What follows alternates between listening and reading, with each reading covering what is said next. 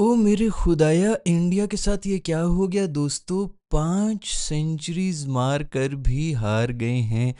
History में शायद पहली दफ़ा हुआ है ये। इनफैक्ट आज से कोई 100-150 साल पहले 4 सेंचुरीज बनाकर ऑस्ट्रेलिया हारा था 1912 शारजाह में जाके, और अब 5 सेंचुरीज बनाकर मेरी दोस्त इंडियंस हार गए हैं, वो भी इंग्लैंड के हाथों। इंग्लैंड में जाके इससे ज़्यादा फट्टा विकेट नहीं बन सकती थी इनके लिए। और अभी तो इस मैच में बुमराह भी था। डरो उस वक्त से जब बुमराह रेस्ट कर रहा होगा। इन्होंने कंफर्म 1,500 रन्स खा भी लेने हैं। खैर, क्या ही कोई टेस्ट मैच हो गया दोस्तों। 470 रन, फिर 350 रन बना बना के आराम से जीता है इंग्लैंड भाई। ये सबसे बड़ा पॉइंट है कि इजीली चेस करके चला गया है। फील्डिंग ऐसी कमाल की है इंडिया ने। ऐसी कमाल फील्डिंग ऐसी स्कूल में भी कभी नहीं देखी थी हमने फील्डिंग। जस्सी भाई, जैसे हमने पिछली वीडियो में ये बात किया था, एक दफ़ा सेंचुरी मार दी उन्होंने कहा बस बाकी सब मैंने कुछ भी नहीं करना, ना अगली इनिंग्स में कुछ करना है। उसके बाद पहली इनिंग्स में भी कोई 3 कैचेस ड्रॉप किए और अभी फिर एक सबसे क्रूशल कैच ड्रॉप कर दिया डकिट का, जब उसकी सेंचुरी भी नहीं हुई थी। अगले ने 150 रन बनाए हैं उसके बाद जाके। मोमेंटम अलहदा निकल जाना था, पैनिक क्रिएट हो जाना था, वो सब कुछ भी दोबारा से मिस किया मेरे जस्सी ने। लेकिन खुशी की बात यह है कि मेरा भाई इंजॉय कर रहा था। सुना है कि एंड में कोई मेरे ख्याल में भंगड़े शंगड़े भी डाल रहा था बाउंड्री के ऊपर खड़ा हुआ जस्सी। वाह जस्सी वाह, मतलब एक तो कैचिंग नहीं हो रही, ऊपर से शर्म भी नहीं हो रही है। कुछ तो करो यार, कुछ तो। बल्कि सभी हंस रहे थे, गिल्ली भी मुस्कुरा रहे थे, बुमराह भी मुस्कुरा रहे थे। ये सारा मुस्कुराना, ये नाचना, ये गाना ऐसी परफॉर्मेंस के बाद विराट कोहली और रोहित शर्मा के होते हुए करके दिखाते हैं ना। वो खुद जो मर्जी कर रहे हो, लेकिन उनने कम से कम एक डंडा दिया हुआ था सब यंगस्टर्स में कि बेटा परफॉर्म करो। टेल अंडर ऐसी है कि बस अंडर ही है, अंडरवियर बनी हुई है, टेल अंडर तो है ही नहीं। कोई कंट्रीब्यूशन नहीं है उनकी। टेल जो है वो 50 पर, वो इसलिए क्यों। दूसरी आप अगर हिसाब उठा के देखें, जितनी भी टीमें हैं उनके इंडिया के खिलाफ टेल अंडर्स जो है वो 50, 60, 70 आराम से बना के जा रहे होते। क्यों जा रहे होते? क्योंकि सारा का सारा जोर ही बुमराह लगा रहा होता है। वो शुरू में लगा लेता है जो भी उसे लगाना होता है, उसके बाद एंड में आके उसकी अपनी फूंक निकली हुई होती। कौन आउट करेगा? टेल। असल तो बैटिंग जो ऑपोजिशन करती है वो 5 के बाद करती है, जब बुमराह जो है बिल्कुल थक जाता है। ऊपर वालों को तो काम ही सिर्फ ये होना चाहिए कि बुमराह को बस सी ऑफ कर दें, थका दें। उसके बाद तो आपने 900 रन मारो भाई, पीछे कोई है ही नहीं, क्योंकि एक ही बंदा है जो कि अटैक कर रहा है। और अभी भी बहुत से ऐसे लोग होंगे जो ये कहेंगे कि बुमराह जो है वो बड़े स्टेज के ऊपर परफॉर्म नहीं करता। अबे वो हर जगह परफॉर्म कर रहा है, वो भी एक क्रिकेटर है। हर गेम के अंदर तो वो परफॉर्म, और अभी भी किया है। उसी ने फर्स्ट इनिंग्स में रोका हुआ था, नहीं तो वो तो लीड लेके जा रहे थे। 71 रन की उन्होंने आराम से लीड, बल्कि ज़्यादा की लीड ले लेनी थी। बुमराह ने 5 विकेटें ली थी उस इनिंग्स के अंदर भी, और फट्टा विकेट है उसके ऊपर जाके भी उसे 5 लिए। बाकी क्या कर रहे हैं सिराज भाई की अगर बात की जाए तो एग्रेशन के फुल नंबर होने चाहिए भाई। एग्रेशन तू तब दिखा जब तू कोई परफॉर्मेंस भी दे रहा हो। सवाए श्रीलंका के तू किसी टीम पे तू नज़र ही नहीं आता कि भाई सिराज साहब भी कोई बॉलर शॉलर हैं। वो शामी वामी कोई डाल दो भाई, वो कम से कम इससे तो बेहतर है। सिराज के बारे में मेरे सामने बातें कर रहे थे कि कोचू ने जो है, मेरे दोस्त ने इसको बाहर किया हुआ, उसको कोई इससे पर्सनल प्रॉब्लम है। उसको बिल्कुल ठीक प्रॉब्लम था, जो भी प्रॉब्लम था कोचू को इससे, क्योंकि उसको पता था इससे वो बात ही नहीं है। एक तरफ से बुमराह ने फुल प्रेशर दिया हुआ, फिर भी तू विकेट नहीं निकाल रहा भाई। फास्ट बॉलिंग तो होती ही पेयर्स में है यार। एक तरफ से प्रेशर आता है तो दूसरे वाले को खेलने के चक्कर में आउट हो रहे होते। वसीम और वकार के केस में वकार शायद ज्यादा विकेट लेता था, वो इसीलिए लेता था क्योंकि प्रेशर सारा वसीम ने बनाया होता था। सो ये तो और ज्यादा आपके लिए इजी हुआ होता है कि दूसरे एंड पे जो है ये प्रेशराइज हुए में हमारे ऊपर आके थोड़ा सा खुलने की कोशिश करेंगे कि अब हमने रन्स बनाने, और उसी चक्कर में रिस्क लेंगे, आउट होंगे। कोई एक भी नहीं है। लॉर्ड ठाकुर साहब जो हैं उन्होंने खैर थोड़ी सी अपनी प्रेजेंस साबित कर दी। एंड में आके उन्होंने 2 बॉलों के ऊपर 2 आउट किए। वहाँ पर थोड़ा सा पैनिक भी क्रिएट हो गया था इंग्लैंड कैप में कि अब क्या होगा, ये तो आउट हो गया, ये वो। हैरी ब्रुक्स रुक आउट हो गए थे और बेखम डकेट को भी वही लेके गया था, तो ऊपर तले 2 बॉलों के ऊपर 2 आउट हो गए थे। वहाँ पर कुछ भी हो सकता था, बस उतनी उन्होंने कंट्रीब्यूशन दी। उसके अलावा तो रोड ठाकुर ने भी कोई कंट्रीब्यूशन नहीं की है, ना बैटिंग में ना बॉलिंग में। उसके अलावा मेरे दोस्त सिराज की मैं बात कर रहा था। सिराज मासूम, एक तो वैसे उसे बॉलिंग नहीं हो रही, ऊपर से उसी के कैचेस ड्रॉप कर रहा है। जस्सी ने कैच भी उसके ड्रॉप किए हैं, लेकिन मुझे ये समझ नहीं आ रही है एंड में भंगड़े क्यों डाल रहा था भाई रोड के ऊपर।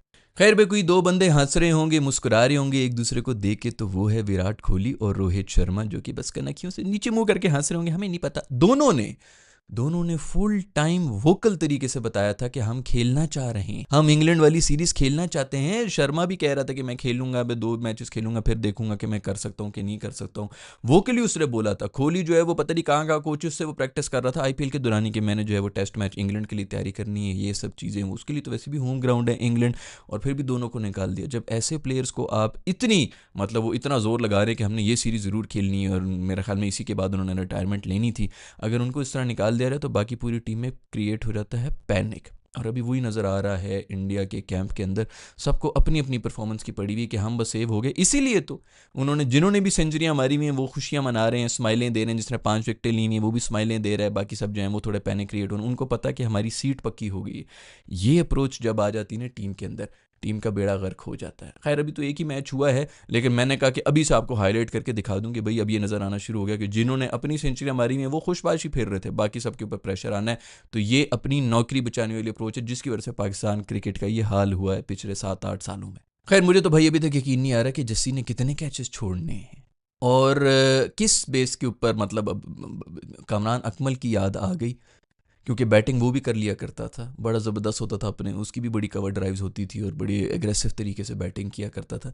लेकिन टीम में हम यही रो रहे होते थे, खुदा के लिए यार हमें इसके लिए शॉट्स नहीं चाहिए, हमें कैचेस चाहिए यार, हम ये बर्दाश्त नहीं कर सकते हैं। तो वही वाला सीन अब हो रहा है, 4-4 कैचेस आ रहे हैं, और वो भी बेचारे सिराज मासूम की, जिसको आगे पीछे कोई चांस मिल नहीं रहा होता, और यहाँ पर उसको कैचेस भी ड्रॉप का सदमा जो है वो देखना पड़ा। जद्दू भी मेरे ख्याल में तब गया था किसी के ऊपर फील्डिंग वील्डिंग के चक्कर में। आपस में कुछ मुझे कुछ समझ नहीं आ रहा, कुछ इतने अच्छे हालात लग नहीं रहे भाई इंडिया के। गौतम गंभीर साहब बड़े एग्रेसिव, ये वो फलाना, भाई तू वाइट बॉल पे ही रहे। टेस्ट बॉल में इसने वैसे इसकी अपनी पर्सनल क्या परफॉर्मेंस है इस भाई की, आज तक रेड बॉल के ऊपर कोई भी परफॉर्मेंस नहीं है।